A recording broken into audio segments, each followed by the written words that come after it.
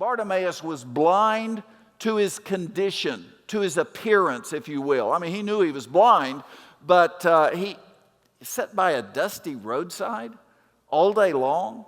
You know, Jewish man, probably had a full beard, dust in his beard, dust on his clothes. He was not really all that concerned about that. He had some blind spots about his appearance. I had a guy that was my Evangelism Explosion trainee. We went visiting door to door in homes, and he was legally blind. Immaculate in his grooming, sharp dresser, obviously. He cared about appearance, even though he couldn't see it. And the first time I had lunch with him, he said, "David, one accommodation I ask that you make, because I'm blind, is if I spill food on my shirt, let me know.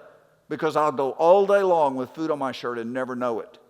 It's a blind spot. And we all have them, all right? We all have blind spots. I have people come to me sometimes, men come to me and say, "You know, I've got a problem. The issue is my prayer life."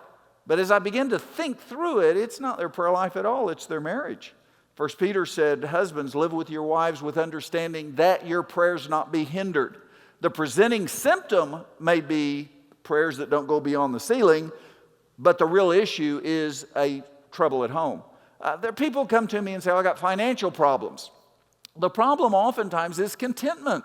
Buy food and shelter. Be content. Paul said, "In whatever state I'm in, I've found to be content." I've had parents, I was in student ministry 15 years, I've had parents come to me and say, "I've got problems with my teenager." The problem's not with the teenager, the problem's with the example of the parents. It's do what I say, not as I do. So it's important that we identify the real issue. If you ask Bartimaeus what he wanted, he would have wanted money. I mean, he's a beggar, right? He's living hand to mouth, literally. He's collecting money during the day, buying food, existing till the next day. That's his want. That's really not his need. He came to understand that Jesus had come by there, perhaps more than once, and Bartimaeus had only asked for money. He came to realize that the issue was not money. Money was an everyday thing.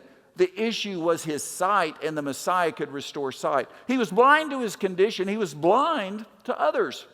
As I said, Jericho probably had 50 to 75,000 people at that time. Interestingly enough, the town of Jericho today has about 20,000. So it was a very prosperous city back in that day.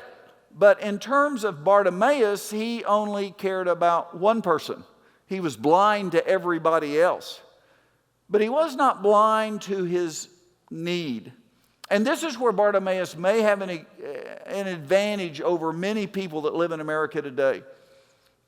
Bartimaeus, in the words of Spurgeon, the great preacher at Metropolitan Tabernacle, realized that he was totally and irrevocably blind without a supernatural help of Jesus Christ.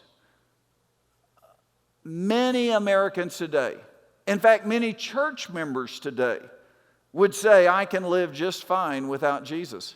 I can live just fine without other church members." In fact, a Barna poll recently said that the majority of church members said, "I feel like I can live a good Christian life without associating with any other Christians." Well, that's not what the Bible says. The Bible says, "Forsake not the assembling of yourselves together." We're better together than we are separate. God didn't call Lone Rangers, all right? Even the Lone Ranger had a partner. So he was not blind to his need.